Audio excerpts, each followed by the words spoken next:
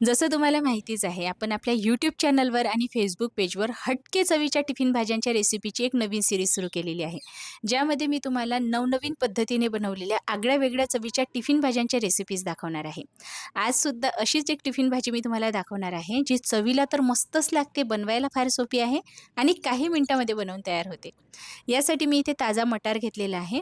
मटार वर्षभर मिळत नसेल, तर तुम्ही फ्रोझन करून ठेवू शकता. वर्षभर छान टिकून राहतो, खराब होत नाही. ताजा मटर मी इथे घेतलेला आहे, चॉपरमध्ये घालते आहे किंवा तुम्ही मिक्सरला जाडसर फिरवून घेऊ शकता. पण याचं टेक्स्चर चॉपरमध्ये छान येतं. नसेल चॉपर तर मिक्सरला तुम्ही जाडसर फिरवून घेऊ शकता, काही हरकत नाही. बघा इथे मटार चॉपरला चॉप केल्यानंतर कसं मस्त दाणेदार टेक्स्चर आलेलं आहे. यामुळे भाजीला टेक्स्चर छान येतं. मिक्सरला वाटत असाल तर पाण्याचा वापर करून वाटू नका, असंच जाडसर ठेवून वाटायचं आहे. आता त्याच चॉपरमध्ये एक मध्यम आकाराचा कांदा चिरून घालते आहे. सोबतच एक मध्यम आकाराचा टोमॅटोसुद्धा आपण चॉपरला एक सोबतच चॉप करून घेऊया. तुमच्याकडे चॉपर नसेल तर शक्य होईल तेवढं सुरीने बारीक चिरून घेण्याचा प्रयत्न करा. चला कांदा टोमॅटो चॉपरला घालून मी असा चॉप करून घेते आहे. मिक्सरला याची वाटून पेस्ट तयार करायची नाही.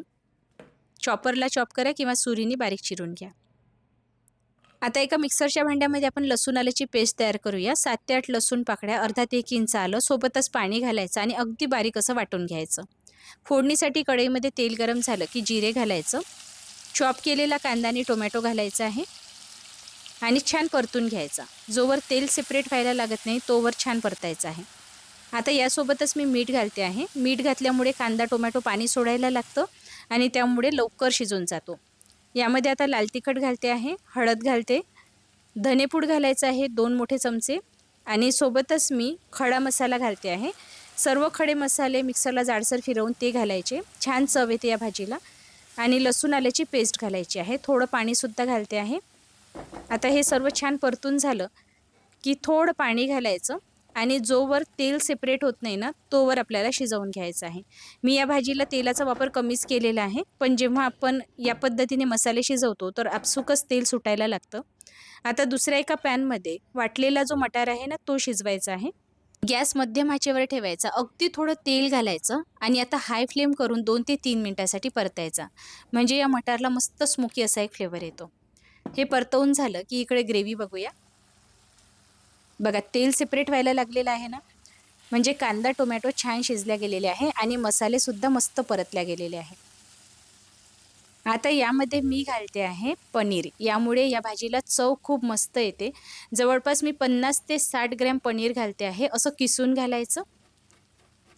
यामुळे या भाजीला चवही छान येते आणि ही भाजी पौष्टिकसुद्धा बनते. आता पनीरसुद्धा आपल्याला छान तेल सुटेपर्यंत परतायचं आहे. पनीरमध्ये फॅट असतं, त्यामुळे जेव्हा आपण तेलामध्ये परततो ना, तर तेल सुटायला लागतं. सोबतच मी कसुरी मेथी घालणार आहे. हे सर्व छान परतून घ्यायचं. जर तुम्हाला ही भाजी अजून रिच टेक्स्चरची हवी असेल, तर तुम्ही यामध्ये काजूची पेस्ट घालू शकता. त्यामुळे अगदी धाबा स्टाईल चव येईल आणि भाजीचा रिचनेससुद्धा वाढतो. जर क्रीमी अशी चव तुम्हाला आवडत असेल तरच घाला.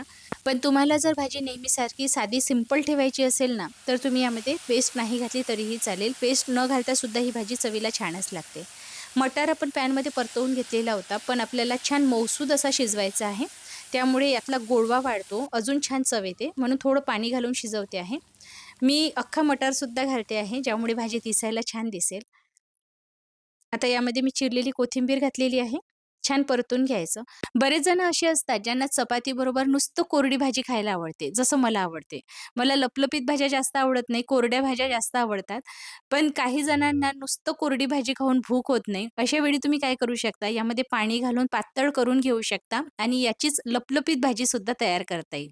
जी चपातीबरोबर खायला, भाताबरोबर खायला मस्त लागते. आता झाकण ठेवायचं आणि जोवर तेल सेपरेट होत नाही ना, तोवर शिजवून घ्यायचं. आता हे जे तेल तुम्हाला दिसते आहे ना, हे आपण घातलेलं तेल नाही आहे. पनीर आपण यामध्ये घातलेलं होतं. पनीरमध्ये फॅट असतं. त्याचं सुद्धा तेल या भाजीला सुटायला लागतं. तर बघा भाजी इथे तयार झालेली आहे. चला आता भाजीबरोबर खायला फुलके तयार करून घेऊया. ही भाजी फुलक्याबरोबर खूप मस्त लागते. नानबरोबर सुद्धा खूप छान लागते चवीला.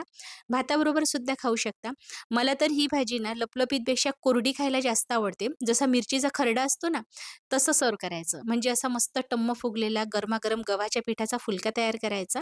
फुलका तयार झाला की वरून साजूक तूप लावायला विसरायचं टाकायचं नाही आणि ज्वारीच्या भाकरीवर जसा मिरचीचा खरडा आपण सर्व्ह करतो ना, तशा पद्धतीने सर्व्ह करायचं. सोबत ठेचलेला कांदा, लिंबाची फोड किंवा कैरीचं लोणचं असेल ना, तर दुसरं-तिसरं काहीही लागत नाही. एवढं मस्त लागतं ना चवीला हे जेवण, तुम्ही एकदा नक्की ट्राय कराल. आणि जसं मी तुम्हाला सांगितलं, या भाजीचं टेक्स्चर जर तुम्ही मिरचीच्या खरड्यासारखं कोरडं बनवाल ना, तर जास्त चविष्ट लागेल. पण ज्यांना लपलपीत भाजी आवडते ना, त्यांनी अशा पद्धतीनेही बनवू शकता. तर चला, अगदी साध्या सोप्या पद्धतीने बनवलेली, चवीला अतिशय भन्नाट लागणारी मटारची ही भाजी तयार झालेली आहे. प्रोसेस बघितली तुम्ही किती साधी सोपी आहे. म्हणजे सकाळी जर आपल्याला घाई गडबड असेल ना, तेव्हा सुद्धा ही भाजी झटपट तुम्ही तयार करू शकता. विशेष म्हणजे ही भाजी एवढी चविष्ट आहे ना, की लहान मुलांना सुद्धा खूप आवडेल. ही भाजी रेग्युलर चपातीबरोबर, भाताबरोबर आणि भाकरीबरोबर खायला मस्तच लागते. पण जर तुम्हाला धाब्यावरच्या जेवणाची आठवण आली असेल ना, तर तुम्ही मैद्याच्या नानबरोबर ही भाजी खाऊन बघा. तुम्ही धाब्यावरची चवसुद्धा विसरून जाल ना, एवढी मस्त लागते. दिसायला चमचमीत दिसते आहे, पण अजिबात तेलकट नसणारी ही भाजी चवीलाही छान लागते आणि पौष्टिकसुद्धा आहे. नक्की ट्राय करून बघा. रेसिपी तुम्हाला कशी वाटली मला कमेंट करून कळवायला विसरू नका. जर आवडली असेल तर लाईक, शेअर नक्की करा आणि अशाच नवनवीन रेसिपी जर तुम्हाला पुढेही माझ्या चॅनलवर, फेसबुक पेजवर बघायच्या असेल, तर चॅनलला सबस्क्राईब करा आणि फेसबुक पेजला फॉलो नक्की करा. लवकरच भेटूया.